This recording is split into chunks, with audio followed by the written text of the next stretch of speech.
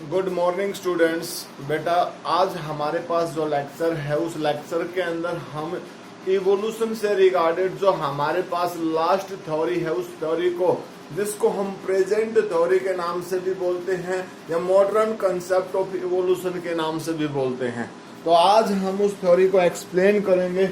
ये जो थ्योरी है, ये थ्योरी हमारे पास बेस्ड है मॉडर्न कंसेप्ट, उन सभी पॉइंट्स के बेस के ऊपर जो मॉडर्नली इस बात को एक्सप्लेन करते हैं कि किस तरीके से किसी भी स्पीसीज का ओरिजिन होता है।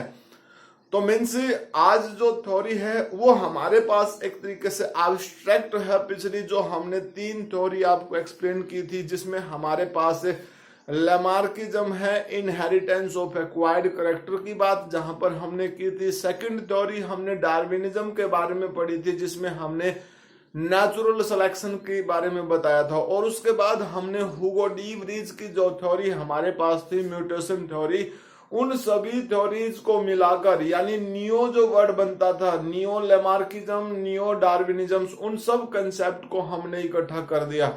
तो बच्चे, आज हमारे पास हम इस थ्योरी को एक्सप्लेन करेंगे। ये जो थ्योरी है हमारे पास, ये मेन 4 पॉइंट्स पर ज्यादा कंसंट्रेट करती है। और वो मेन 4 पॉइंट्स क्या है हमारे पास है। सबसे पहले क्या है, किसी भी पॉपुलेशन के अंदर कोई जेनेटिक वेरिएशन होती है वो इसमें इंक्लूड करती है। तो हम यहां पर ये कह सकते हैं कि 4 फैक्टर्स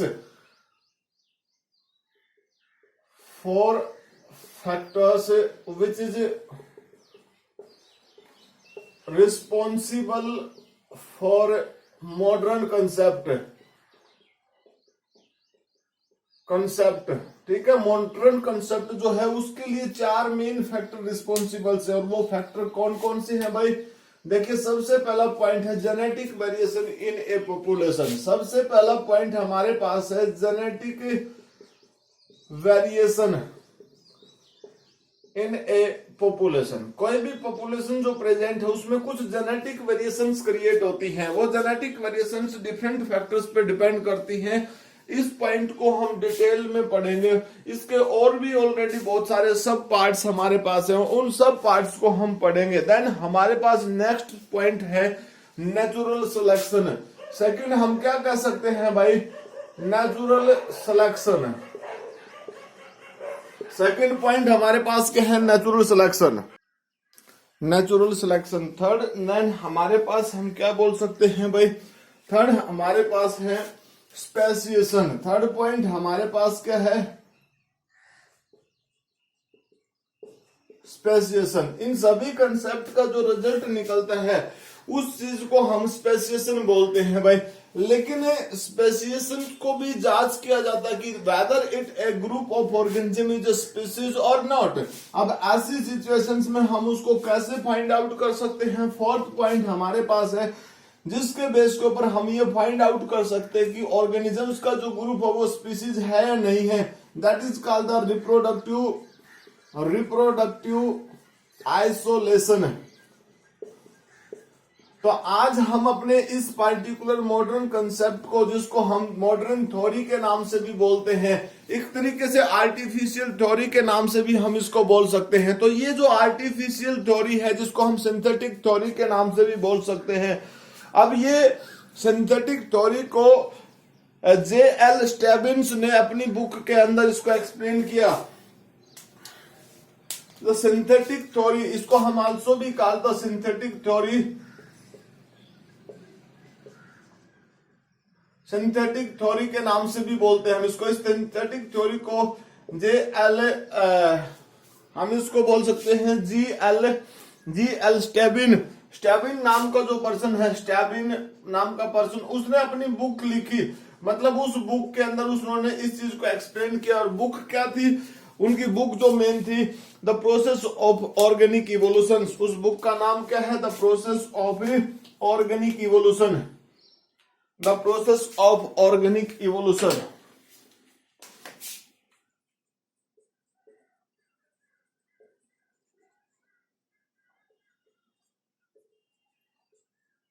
ये उनकी बुक थी। ठीक है, G.L. स्टेबिन नाम का जो पर्सन है, उन्होंने ये बुक लिखी और इस बुक के अंदर उन्होंने एक्सप्लेन किया, मतलब जिस चीज को हम एक तरीके से सिंथेटिक थ्योरी के नाम से बोलते हैं। देन हमारे पास अब सबसे पहले जो कंसेप्ट है वो है genetic variation in a population. देखिए, genetic variation in a population की अगर हम बात करते हैं तो हमारे पास कोई भी जो पॉपुलेशन प्रेजेंट होती है उस पॉपुलेशन के अंदर वेरिएशन होना पॉसिबल है। मतलब किसी भी पॉपुलेशन, यानी हम ये कहें कि एक पॉपुलेशन है जिसमें 100 इंडिविजुअल्स प्रेजेंट हैं, अगर हम उन 100 इंडिविजुअल्स को जेनेटिकली देखें तो वो all are the different to each others. और वो किसके लेवल पे हो सकता है? अगर सिंगल पेरेंट्स के बेस के ऊपर अगर वो ग्रुप प्रेजेंट है तो it's means there is a lot of chance to create a variation, but there are the rare variations are presents. और वो रेयर वेरिएशन अगर हम 100 पॉपुलेशंस के मेंबर्स के ऊपर बात करते हैं तो वो भी एक तरीके से बहुत ज्यादा वेरिएशन हो जाती है, जिस वेरिएशन में आप 1-2-3% ऐसे मेंबर होंगे जो बिल्कुल टोटली पेरेंट्स से सेपरेट हो जाते हैं। तो यहाँ पर हमारे पास ये जो जेनेटिक वेरिएशन क्रिएट होने के जो चांसेस होते हैं उसके लिए बहुत सारे पॉइंट हैं जहां जहां पर वेरिएशन क्रिएट हो जाती है। तो सबसे पहले हम आज एक्सप्लेन करते हैं बच्चा जेनेटिक वेरिएशंस को। किसी पॉपुलेशन के अंदर जो जेनेटिक वेरिएशंस होती है उस चीज को एक्सप्लेन करते हैं। तो देखिए हमारे पास क्या है, अब पहला पॉइंट अगर हम बात करते हैं तो जेनेटिक वेरिएशंस बहुत सारे पॉइंट्स पर एक तरीके से बहुत सारे पॉइंट्स पर बेस्ड होती है। तो हमारे पास genetic variations in a populations, ये जो केस है हमारे पास ये बहुत सारे पॉइंट्स पर डिपेंड रहता है। और इसमें हमारे पास जो पॉइंट्स प्रेजेंट्स हैं भाई वो क्या हो सकते हैं? इसमें भी माइग्रेशन है, ठीक है। इसमें क्या क्या चीजें हो सकती है भाई? माइग्रेशन हो सकती है, माइग्रेशन हो सकती है, नॉन रैंडम मेटिंग हो सकती है, ठीक है। उसके साथ साथ और हमारे पास क्या है, जेनेटिक ड्रिफ्ट हो सकता है भाई, ठीक है। म्यूटेशंस भी इसमें इंक्लूड हो सकती है। और क्या पॉइंट्स है भाई हमारे पास? म्यूटेशन पॉइंट्स है हमारे पास, पोलाइडी के नाम से हम बोल सकते हैं। म्यूटेशन है,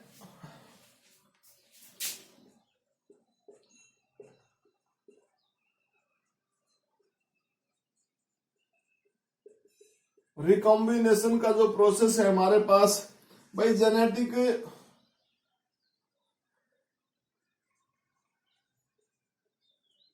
हाइब्रिडाइजेशन की बात हम कर सकते हैं। तो डिफरेंट कंसेप्ट है हमारे पास, जिसमें माइग्रेशन है, नॉन रैंडम मेटिंग है, जेनेटिक ड्रिफ्ट है, म्यूटेशन है, रिकॉम्बिनेशन है, हाइब्रिडाइजेशन है।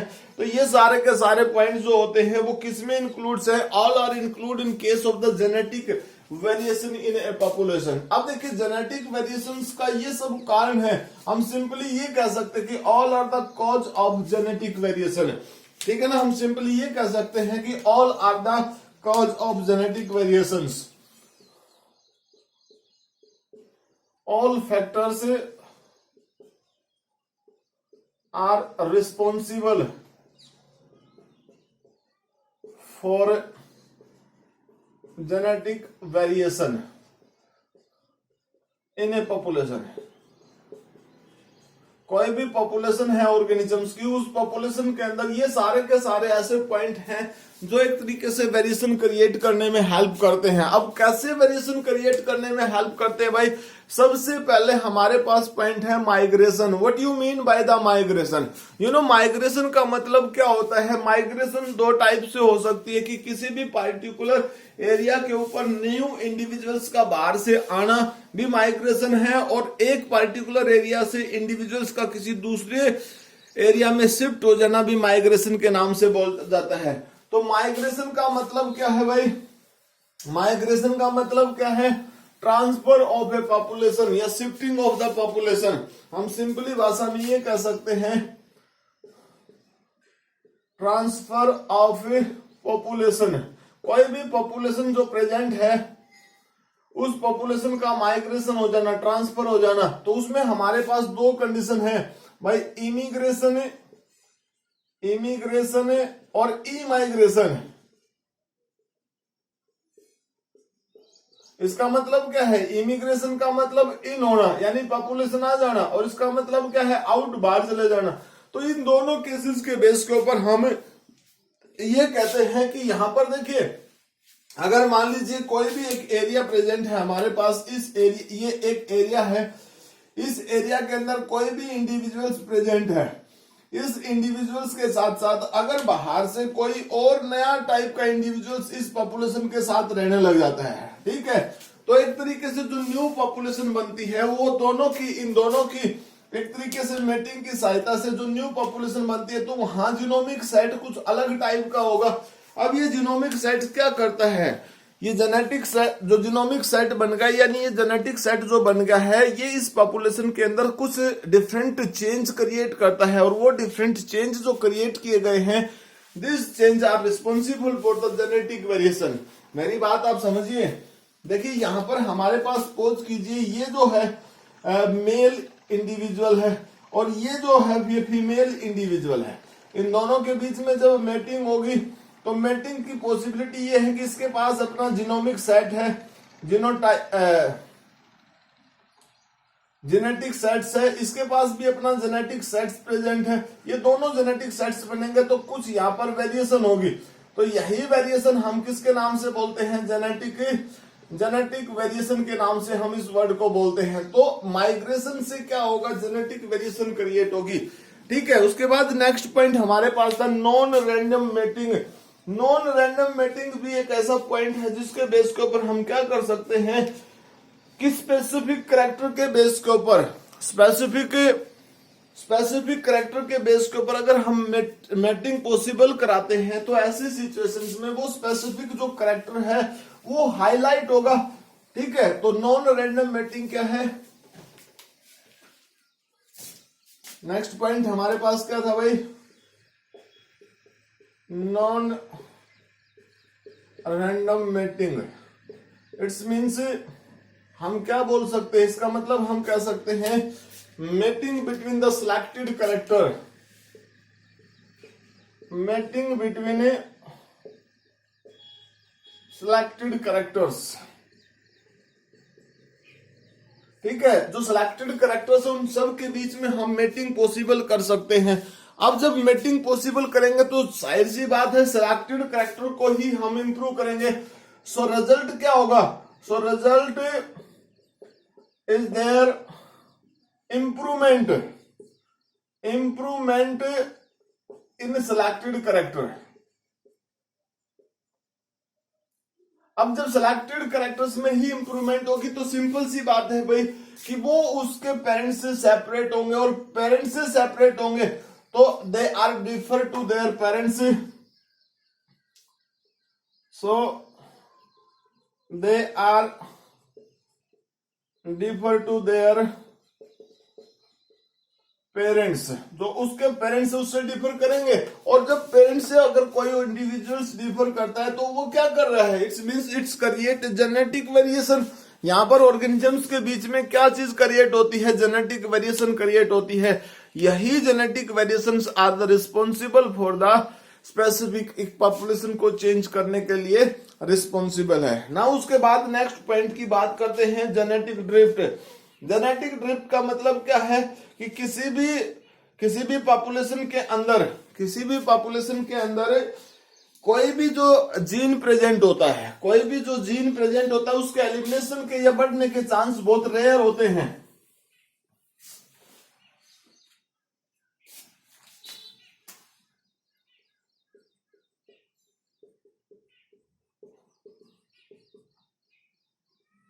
ड्रिफ्ट का मतलब एक तरीके से हम बैरियर क्रिएट करते हैं। इस जेनेटिक ड्रिफ्ट का मतलब क्या है कि कोई जेनेटिकली बैरियर क्रिएट किया जाता है, उसके बेस के ऊपर हम वेरिएशन शो करते हैं। तो देखिए यहाँ पर हमारे पास क्या है, कोई भी chance of elimination of gene की बात अगर हम करते हैं तो सर्टेन से कुछ ऐसी ट्रेड्स होती हैं जो सिलेक्शन के बेस के ऊपर किसी पॉपुलेशन के अंदर से खत्म हो जाती है, नेचुरल क्लाइमेटीज के बेस के ऊपर। यानी हम ये भी कह सकते हैं, हम सिंपली अगर इसके बारे में लिखते हैं, during during certain experiments some traits are eliminated from a population due to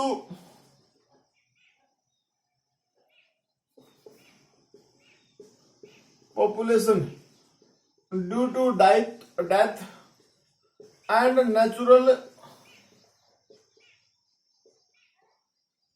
क्लाइमेटी। जब कोई नेचुरल क्लाइमेटीज हो जाती है या नेचुरल डेथ हो जाती है किसी भी ऑर्गेनिजम्स की, तो ऐसे में कुछ पॉइंट्स ऐसे होते हैं कि उसके अंदर से कोई भी पॉपुलेशन जो है वो एक तरीके से एलिमिनेट हो जाती है।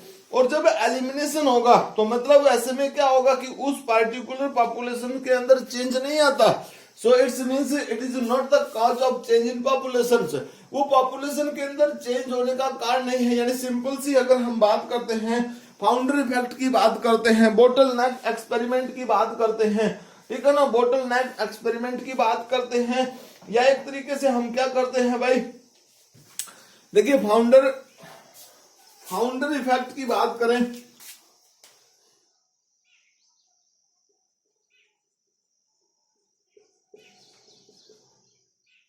फाउंडर इफेक्ट की बात करें या बोटल नेक एक्सपेरिमेंट,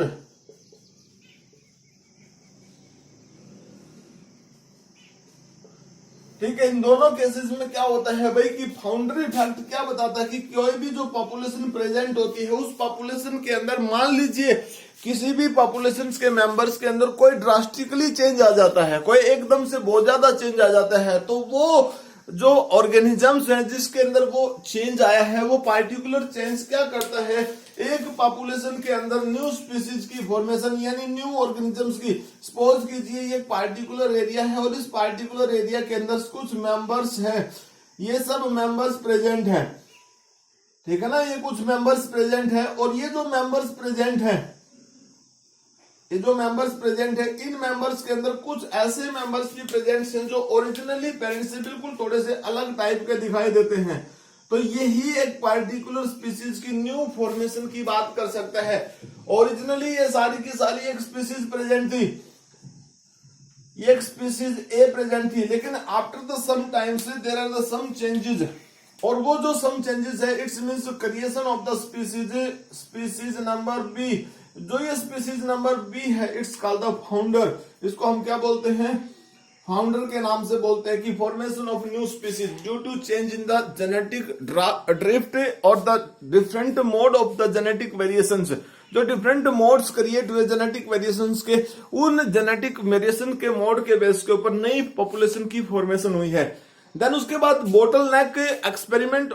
अब बोटल नेक एक्सपेरिमेंट किस चीज को एक्सप्लेन करता है कि ये रिप्रेजेंट करता है पॉसिबिलिटी, ये क्या रिप्रेजेंट करता है, पॉसिबिलिटी ऑफ द पॉपुलेशन। किसी भी पॉपुलेशन के अंदर न्यू पॉपुलेशन जो होती है उस पॉपुलेशन की पॉसिबिलिटी को रिप्रेजेंट करता है। यानी अगर हम देखते हैं कि 100 मेंबर्स किसी भी बोटल नेक्स एक्सपेरिमेंट किस चीज बात को एक्सप्लेन करता है कि कोई बोतल है, उस बोतल के अंदर हमने ग्लास बाल्स डाल दी, और ग्लास बाल्स में मोस्टली बाल जो हैं वो एक ही 98% जो बाल्स है वो सेम कलर की हैं, बट 2% बाल्स जो है वो डिफरेंट कलर्स की हैं। लेकिन अगर हम पॉसिबिलिटी की बात करते हैं कि पॉसिबिलिटी क्या है कि किसी भी ऑर्गेनिजम्स की पॉपुलेशंस को अगर हम रिप्रेजेंट करते हैं तो पॉसिबिलिटी मैक्सिमम वही होती है जो ज्यादा अमाउंट में प्रेजेंट होता है। यानी किसी भी पॉपुलेशंस के अंदर अगर जीनोमिक सेट्स ज्यादा पॉपुलेशंस में सेम टाइप का प्रेजेंट है तो उसके सर्वाइवल मींस उसकी पॉसिबिलिटी ज्यादा है। तो हम यही एक्सपेक्ट करते हैं कि किसी भी पॉपुलेशन के अंदर जो जीनोमिक सेट्स हमें मोस्टली टाइम मिलता है वही जेनेटिक पॉसिबिलिटी यानी वही स्पीसीज प्रेजेंट है। लेकिन अगर मान लीजिए हमें वो 2% के मेंबर्स मिलते हैं और वो एक ही बार मिलता है तो हमारे पास चांस हो जाते हैं वेरिएशंस के। तो वो जो वेरिएशंस क्रिएट होती है that variation is called the genetic variations. उसको हम किसके नाम से बोलते हैं, जेनेटिक वेरिएशन इन पॉपुलेशन के नाम से हम उस वर्ड को यहां पर बोलते हैं। अब ये तो थे हमारे पास 3 मेन पॉइंट जो genetic variation in population. Then उसके बाद हमारे पास और भी बहुत सारे पॉइंट्स हैं जिसके बेस के ऊपर कोई भी पॉपुलेशन जो होती है वो पेरेंट्स की पॉपुलेशन से डिफर कर जाती है। और जब पेरेंट्स की पॉपुलेशन से वो डिफर करती है तो उसके लिए क्या बेस हो सकता है, वो किस तरीके से डिफर करती है। तो ऐसे में फोर्थ पॉइंट हमारे पास है mutation. Mutation is also A points which show the genetic variation in a population. तो हमारे पास फोर्थ पॉइंट क्या है भाई, म्यूटेशन है।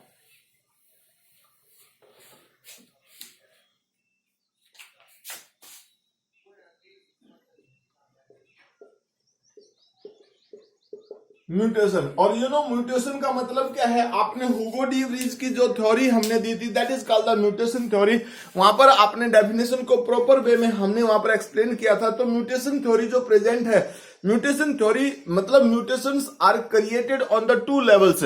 म्यूटेशंस के हमारे पास 2 लेवल है, जिन लेवल्स में हमारे पास क्या क्या कंडीशंस है भाई। एक लेवल तो हमारे पास है जीन म्यूटेशन, जिसको हम क्या बोल सकते हैं, जीन म्यूटेशन, जिसको हम क्या बोल सकते हैं, जीन म्यूटेशन। दूसरा हमारे पास क्या है भाई, क्रोमोसोमल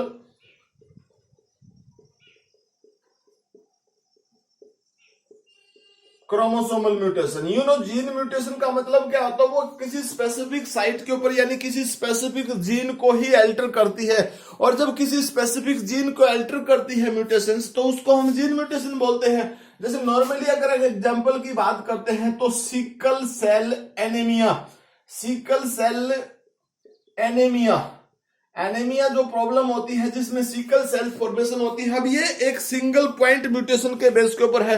हालांकि बहुत सारी प्रॉब्लम्स है, एल्केप्टोन्यूरिया, फिनाइलकीटोनुरिया, हंटिंगटन कोरिया, ड्वार्फिज्म, एल्केप्टोन, तो एल्बिनिज्म, डिफरेंट टाइप्स की प्रॉब्लम्स है जो एक तरीके से जीन म्यूटेशन से क्रिएट होती हैं। अब जब ऑर्गेनिजम्स की बॉडी के अंदर जीन के बेस के ऊपर चेंज आएगा तो एक little bit it's very with the other members of the population से। तो जब भी किसी ऑर्गेनिजम्स की बॉडी के अंदर कुछ चेंज आएगा, चाहे वो जीन लेवल पे आया, इसका मतलब क्या है, जेनेटिकल तौर पे अगर हम बात करते हैं तो वो ओरिजिनली पेरेंट्स से कुछ डिफर है। तो ऐसे केस में हमारे पास ये जो म्यूटेशन का रीजन बन गया, ये एक जीन म्यूटेशन है। लेकिन अगर हम लार्ज केस पे अगर चेंज की बात करते हैं तो हमारे पास क्रोमोसोमल म्यूटेशन है, जिसमें कंप्लीट क्रोमोसोम भी चेंज हो सकता है। अगर जब कंप्लीट क्रोमोसोम चेंज होता है तो ऐसी सिचुएशंस में, या कंप्लीट सेट चेंज होता है क्रोमोसोम का, उसके बेस के ऊपर भी हमारे पास वेरिएशन क्रिएट होती है। डिफरेंट टाइप्स की एन्यूपोलाइडी या पॉलीपोलाइडी जो हमारे पास प्रेजेंट है। तो हमारे पास यहाँ क्रोमोसोमल केस में हमारे पास 2 मेन पॉसिबिलिटी है, one is the aneuploidy, second case हमारे पास क्या है भाई, पॉलीपोलाइडी। अब एन्यूपोलाइडी का मतलब क्या होता है, एक सिंगल क्रोमोसोम जो है उसका नंबर अगर या तो डिलीट हो जाए या उस क्रोमोसोम के साथ कोई सेट ऐड हो जाए, यानी जैसे केस है trisomy of 21 number chromosomes. In case of trisomy it's means हमारे पास जो डाउन सिंड्रोम होती है, वो डाउन सिंड्रोम जो होती है ट्राइसोमी ऑफ क्रोमोसोम नंबर 31 के बेस के ऊपर होती है। एंड पॉलीपोलाइडी की बात अगर हम करते हैं तो पॉलीपोलाइडी में फॉर्मेशन ऑफ व्हीट स्पीसीज, अगर हम यहां पर गेहूं की वैरायटीज की बात करते हैं, फॉर्मेशन ऑफ व्हीट वैरायटी, तो वो सब किसके बेस के ऊपर है, हेक्सा पॉलीपोलाइडी, हेक्सा पॉलीपोलाइडी। अब हेक्सा पॉलीपोलाइडी में व्हीट की जो वैरायटी बनी है वो है ट्राइटिकम एस्टिवम,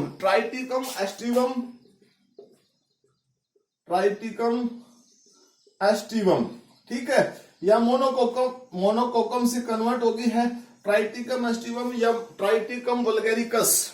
ठीक है, ये स्पीसीज जो फॉर्मेशन हुई है ये किसके बेस के ऊपर है, टोटल चेंज इन द पॉलीपोलाइडी, यानी क्रोमोसोम का नंबर जो है उस क्रोमोसोम के नंबर के बेस के ऊपर। यानी इस पॉइंट को हम दोबारा फिर एक बार फिर एक्सप्लेन कर सकते हैं कि म्यूटेशन का मतलब क्या होता है भाई। म्यूटेशन का सिंपल से वर्डों में हम ये कह सकते हैं कि म्यूटेशन का मतलब है किसी भी ऑर्गेनिजम्स के जेनेटिक मेटेरियल में चेंज। और जब किसी ऑर्गेनिजम्स के जेनेटिक मेटेरियल में चेंज आता है तो वो चेंज 2 बेस पे हो सकता है, 2 तरीके हो सकते हैं म्यूटेशन के अकॉर्डिंग। एक तो सिंपल एक सिंगल जीन के अंदर चेंज आता है, उस सिंपल सिंगल जीन के अंदर जो चेंज आता है उसको हम क्या बोलते हैं, जेनेटिक म्यूटेशंस बोलते हैं, यानी जीन म्यूटेशन के नाम से बोलते हैं। ऐसे में क्या होगा कि किसी भी जीन का जो सीक्वेंस बना हुआ है नाइट्रोजीनियस सीक्वेंस, उस नाइट्रोजीनियस सीक्वेंस में कुछ ना कुछ बदलाव होगा जो ओरिजिनली पेरेंट से उसको डिफर कर देता है। ऐसे में एग्जांपल जैसे हमने बताया कि sickle cell anaemia is a disease which is caused by the single point mutation.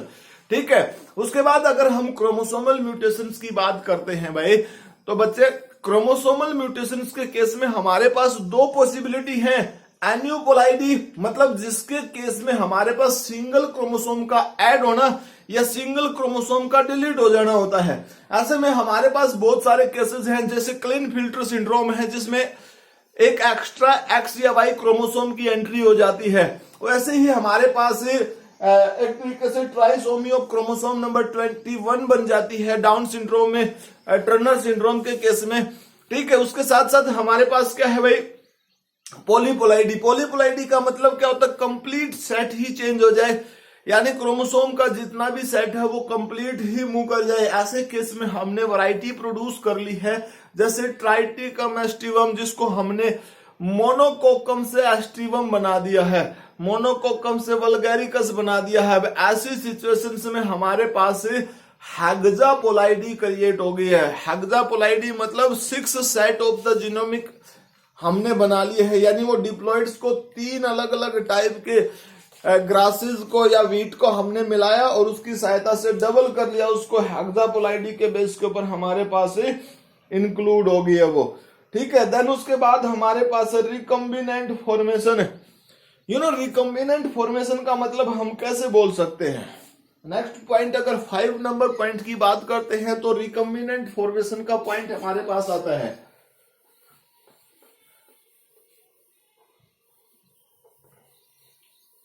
Fifth number point हमारे पास क्या है, रिकम्बिनेंट फॉर्मेशन।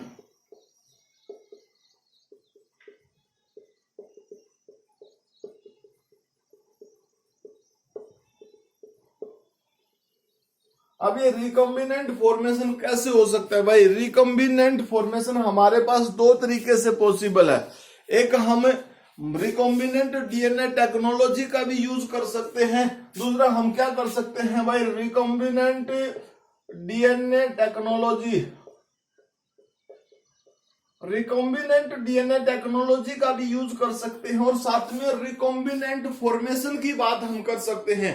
अब रिकॉम्बिनेंट फॉर्मेशन को देखिए, हम सिंपली वर्ड्स में ये कह सकते हैं कि ये जो प्रोसेस हमारे पास है इसको तो हम नेचुरल के बेस के ऊपर काउंट करते हैं, नेचुरल प्रोसेस बोल सकते हैं भाई। दूसरी तरफ हमारे पास क्या है, आर्टिफिशियल प्रोसेस बोल सकते हैं, आर्टिफिशियल प्रोसेस बोल सकते हैं। कि नेचुरल प्रोसेस का मतलब नेचर के बेस के ऊपर, और कहां पर किस तरीके से पॉसिबल है रिकम्बिनेंट फॉर्मेशन की बात हम कर रहे हैं। तो इन केस ऑफ ड्यूरिंग हम ये कह सकते हैं एट द टाइम ऑफ या during gamete formation. Gamete formation का जो टाइम होता है, इट्स मींस मियोसिस जो होता है, तो उस मियोसिस के टाइम पर क्रॉसिंग ओवर होती है, क्रॉसिंग ओवर पॉसिबल है। उस क्रॉसिंग ओवर में चेस्माटा फॉर्मेशन होती है, चेस्माटा फॉर्मेशन। ये चेस्माटा फॉर्मेशन किस चीज के लिए रिस्पॉन्सिबल है, shifting of the part of chromosome. तो इस चेस्माटा फॉर्मेशन में क्रोमोसोम के जो पार्ट्स होते हैं वो शिफ्ट हो सकते हैं। अब जब किसी क्रोमोसोम का पार्ट, मान लीजिए सपोज कीजिए क्रोमोसोम नंबर 1 का पार्ट क्रोमोसोम नंबर 10 के साथ चला जाता है और क्रोमोसोम नंबर 10 का पार्ट जो है वो क्रोमोसोम नंबर 1 के साथ आ जाता है, तो ऐसे में सिंपल सी बात है, देयर आर द वेरिएशंस। तो ये जो वेरिएशंस है ये क्या करती है, किसी एक पार्टिकुलर जीन को डिस्टर्ब भी कर सकती है या बहुत सारे जीन्स को शिफ्ट भी कर सकती है। तो ऐसी सिचुएशंस में जेनेटिक वेरिएशन क्रिएट होती है किसी पॉपुलेशन के केस में, ठीक है ना, किसी भी पॉपुलेशन के केस में जेनेटिक वेरिएशंस क्रिएट होती है। दूसरी तरफ अगर हम बात करते हैं रिकॉम्बिनेंट डीएनए टेक्नोलॉजी की, तो बच्चे यहाँ रिकॉम्बिनेंट डीएनए टेक्नोलॉजी जो है वो आर्टिफिशियल प्रोसेस है। इस आर्टिफिशियल प्रोसेस में हम क्या करते हैं, enter a specific foreign DNA, हम यहां क्या कर देते हैं, entry of specific foreign DNA in the host cell, host body. कोई भी हमारे पास होस्ट बॉडी है, उस होस्ट बॉडी के अंदर हमें किसी पुराने फ्रेगमेंट्स को निकालकर, उस पुराने फ्रेगमेंट्स मतलब किसी जीन को निकालकर उसकी जगह पर नया जीन इंसर्ट कर देते हैं। तो सिंपल सी बात है बच्चा कि यहाँ पर हमने क्या किया है कि उसकी जो ओरिजिनल कंडीशन है जिसको हम एक नेचुरल फॉर्म्स बोलते हैं, उस नेचुरल फॉर्म्स को हमने हटाकर उसमें नया जीन इंसर्ट कर दिया, मतलब उसको म्यूटेंट बना दिया। और म्यूटेंट बनाने का मतलब क्या है, न्यू जेनेटिक सेट्स हमने क्रिएट कर दिया जो ओरिजिनली पेरेंट्स से डिफरेंट है। और जब ओरिजिनली वो पेरेंट्स से डिफर हो गया तो it's means genetic variation create in a population. तो यहाँ पर रिकम्बिनेंट बायोटेक्नोलॉजी जो हमारे पास, ये जो हम बात कर रहे हैं, इसके लिए हमारे पास 4th यूनिट है जिसमें रिकम्बिनेंट टेक्नोलॉजी के प्रिंसिपल्स, प्रोसीजर और उसकी जो एप्लीकेशन है वो हमारे पास प्रेजेंट है। तो यूनिट नंबर 4 में 2 चैप्टर हम यहाँ स्पेसिफिक रिकम्बिनेंट डीएनए टेक्नोलॉजी पे कंप्लीटली आपको एक्सप्लेन करेंगे।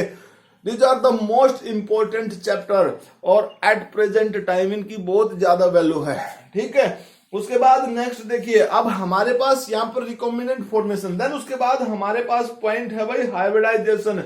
You know hybridisation is also a process जिसके बेस के ऊपर हम ये कह सकते हैं कि किस तरीके से कोई जो पॉपुलेशन होती है उस पॉपुलेशन के अंदर चेंज आता है। तो हाइब्रिडाइजेशन के बेस के ऊपर हम बात करते हैं। हमारे पास पॉइंट नंबर 6 क्या है भाई,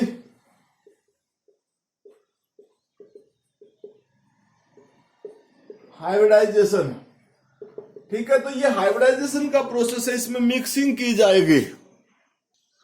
तो सिंपली भाषा में अगर हम हाइब्रिडाइजेशन की बात करते हैं तो देखिए हाइब्रिडाइजेशन का मतलब क्या होता है बच्चा, कि हाइब्रिडाइजेशन में हम किसी भी सुपीरियर क्वालिटी के 2 पेरेंट्स को हम सेलेक्ट कर लेते हैं और उस सिलेक्शन के बेस के ऊपर किसी एक पार्टिकुलर ऑर्गेनिजम्स में हम सुपीरियरिटी क्रिएट करने की बात करते हैं।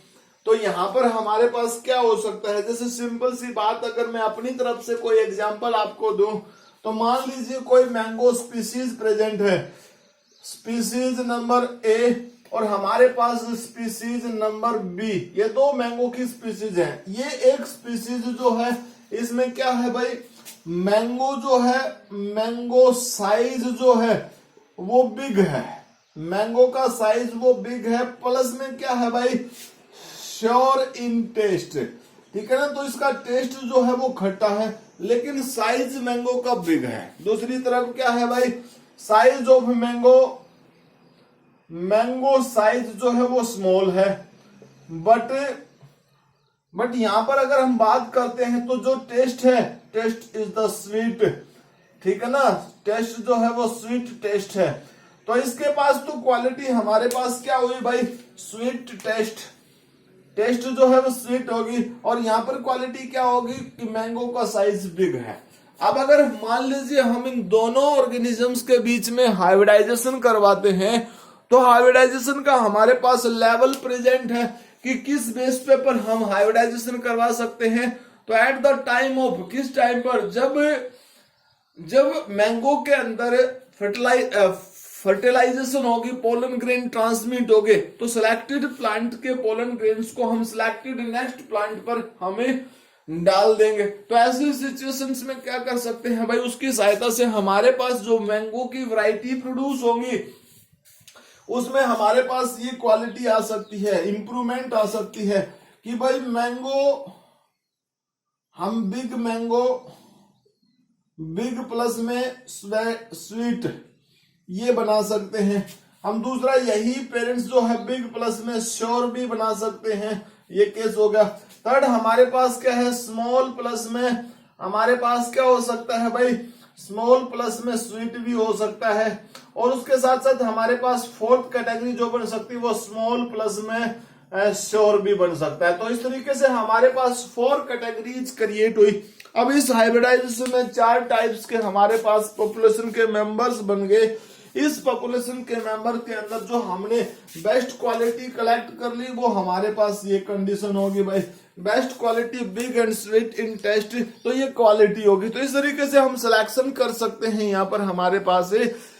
तो hybridisation is also the possibility of genetic variation in a population बचा। तो ये था हमारे पास फर्स्ट पॉइंट, जिसमें हमने 4 फैक्टर्स के बारे में बताया था कि मॉडर्न कंसेप्ट जो है हमारे पास है, ये जो मॉडर्न कंसेप्ट ऑफ इवोल्यूशन है, इसमें 4 फैक्टर रिस्पॉन्सिबल है। तो पहला फैक्टर हमारे पास क्या था, genetic variation in a population है। अब इस जेनेटिक वेरिएशन के साथ साथ और भी बहुत सारे पॉइंट्स हमारे पास प्रेजेंट थे, जिन पॉइंट्स में हमने आपको बताया कि चार मेन पॉइंट थे, जिसमें हमारे पास नेचुरल सिलेक्शन, स्पीसिएशन और भाई रिप्रोडक्टिव आइसोलेशन है, जिनको हम नेक्स्ट लेक्चर्स के अंदर एक्सप्लेन करेंगे। तो हमने आज पढ़ा है मॉडर्न कंसेप्ट ऑफ इवोल्यूशन का फर्स्ट फैक्टर जो हमारे पास है, यानी 4 फैक्टर की जो हमने बात की बच्चा, उनमें से पहला फैक्टर जो हमारे पास प्रेजेंट है, जिसको हम जेनेटिक वेरिएशन इन पॉपुलेशन बोलते हैं। और हमने आज जो मोड पढ़े हैं, जो टाइप पढ़ी है जेनेटिक वेरिएशन इन पॉपुलेशंस की, उसमें हमने स्पेशली 6 मेन टाइप्स के बारे में पढ़ा है, जिसके बेस के ऊपर किसी भी पॉपुलेशन के अंदर वेरिएशन क्रिएट हो सकती है। और वही हमारे पास एक तरीके से मॉडर्न कंसेप्ट है जी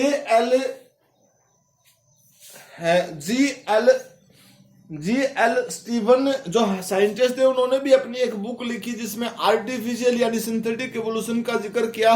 और वो जो बुक लिखी उसमें क्या, प्रोसेस ऑफ ऑर्गेनिक इवोल्यूशन। उस प्रोसेस ऑफ ऑर्गेनिक इवोल्यूशन की बात करें तो उसके अकॉर्डिंग क्या चीज है भाई, जेनेटिक वेरिएशन किसी पॉपुलेशन में बच्चे कैसे क्रिएट होती है। तो किसी भी पॉपुलेशन के अंदर जेनेटिक वेरिएशन डिफरेंट मोड के बेस के ऊपर क्रिएट हो सकती है। जैसे सबसे पहले हमने पॉइंट बताया माइग्रेशन है, यानी किसी भी पॉपुलेशन का मेंबर्स बाहर जाए या बाहर से कोई मेंबर आए, उसके बेस के ऊपर नया जीनोम वहां पर आता है, या वहां से जीनोम सेकंड पोजीशन पे जाता है, तो वहां पर भी कुछ वेरिएशन क्रिएट होती है। फिर हमने नॉन रैंडम मेटिंग की बात बताई, भाई अगर रैंडम मेटिंग होगी तो पॉपुलेशन के अंदर वेरिएशन क्रिएट होने के चांस ही नहीं, क्योंकि जीन की मिक्सिंग हो जाती है। ऐसे में जीन की मिक्सिंग होगी तो पॉपुलेशन में वेरिएशन आएगी ही नहीं। अगर हमारे पास यहाँ पर क्या होगा, नॉन रैंडम मेटिंग होगी, तो सिलेक्टेड कैरेक्टर के साथ ही हम बच्चा उनके बीच में एक मेट शो कर सकते हैं, और उस मेट के बेस के ऊपर सिलेक्टेड कैरेक्टर को ही इंप्रूव कर सकते हैं। थर्ड पॉइंट में हमने बताया कि जेनेटिक ड्रिफ्ट हमारे पास मेन बेस है। जेनेटिक ड्रिफ्ट का मतलब क्या है कि किसी भी पॉपुलेशन के अंदर नेचुरली ही कुछ ऐसे बदलाव आते हैं जिसकी वजह से न्यू पॉपुलेशन फॉर्मेशन हो जाती है, मतलब डिम फॉर्मेशन हो जाती है। और उस जेनेटिक ड्रिफ्ट को हमें, वो जो जेनेटिक ड्रिफ्ट में कुछ चेंज आए हैं, उन जेनेटिक ड्रिफ्ट के उन चेंज को हम लॉस भी कर देते हैं नेचुरली डेथ के बेस के ऊपर, या कोई नेचुरली क्लाइमेट ही आ जाती है, उसके बेस के ऊपर पॉपुलेशन का बहुत बड़ा पार्ट जो होता है उसकी डेथ हो जाती है। नॉर्मली अगर हम बात करते हैं तो ट्राइबल रीजन जो प्रेजेंट होते हैं उसमें डिफरेंट टाइप्स की ट्राइब्स हैं, जिसमें बहुत सारी छोटी ट्राइब्स भी हैं जिनका जीनोम्स दूसरी ट्राइब्स के कंपैरिजन में वेरी करता है, और किसी नेचुरल क्लाइमेटीज के बेस के ऊपर वो ट्राइब्स जो है उसकी पॉपुलेशन खत्म हो जाती है। तो इस तरीके से हमारे पास अगर हम बात करते हैं तो नेक्स्ट पॉइंट जेनेटिक, उसके बाद हमारे पास म्यूटेशन। म्यूटेशंस के बारे में हमने बच्चा बताया कि 2 टाइप की मेन म्यूटेशंस है हमारे पास, जिसमें हमारे पास जीन म्यूटेशंस है जो सिंगल जीन को चेंज करने के बेस के ऊपर ही एक पॉपुलेशन में बदलाव करती है। और जब सिंगल जीन के बेस के ऊपर पॉपुलेशन में चेंज आता है तो मतलब एक शॉर्ट कैरेक्टर चेंज होता है, और वो शॉर्ट कैरेक्टर से किसी भी ऑर्गेनिजम्स की पॉपुलेशंस में वेरिएशन क्रिएट कर देता है। उसके साथ साथ हमने क्रोमोसोमल एबनॉर्मलिटीज के बेस के ऊपर हम बोल सकते हैं कि पूरा का पूरा क्रोमोसोम ही चेंज हो जाए, वो सिंगल क्रोमोसोम के बेस के ऊपर, या क्रोमोसोम्स का सेट चेंज हो जाए कंप्लीट। तो उसमें हमारे पास एन्यूप्लाइडी भी है जिसमें सिंगल क्रोमोसोम, और पॉलीप्लाइडी जिसमें कंप्लीट सेट चेंज हो जाता है। तो ऐसे में ऑर्गेनिजम्स का लाजमी है कि चेंज हो जाना, पूरा का पूरा ऑर्गेनिज्म चेंज हो जाता है। एग्जाम्पल हमने sickle cell anaemia single chromosome में, या भाई हमारे पास क्लेनफिल्टर सिंड्रोम का एग्जाम्पल दिया। अगर पॉलीप्लाइडी की बात करते तो वीट का हमने एग्जाम्पल दिया। देन उसके बाद हमारे पास रिकॉम्बिनेंट फॉर्मेशन की बात हमने की। भाई रिकॉम्बिनेंट फॉर्मेशन नेचुरल बेसिस पे, जिसमें हमें क्रॉसिंग ओवर को बेस मानकर मियोसिस का जो प्रोसेस होता है गैमेट फॉर्मेशन की जहां पर बात करते हैं तो उसके बेस के ऊपर चेंज कर सकते हैं। या बच्चा हमें एक तरीके से आर्टिफिशियल जिसको रिकम्बिनेंट डीएनए टेक्नोलॉजी के बारे में बोल सकते हैं कि स्पेसिफिक जीन को हम होस्ट बॉडी के अंदर इंसर्ट करते हैं और उससे उस कैरेक्टर को इंप्रूव कर लेते हैं।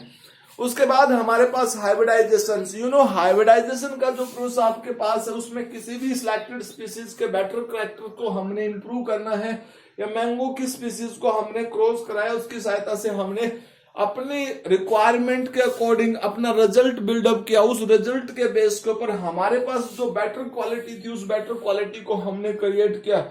तो बच्चा आज की क्लास में हमारे पास इतना ही है, मिलते हैं नेक्स्ट लेक्चर में, तब तक के लिए thank you, bye, have a nice day बेटा।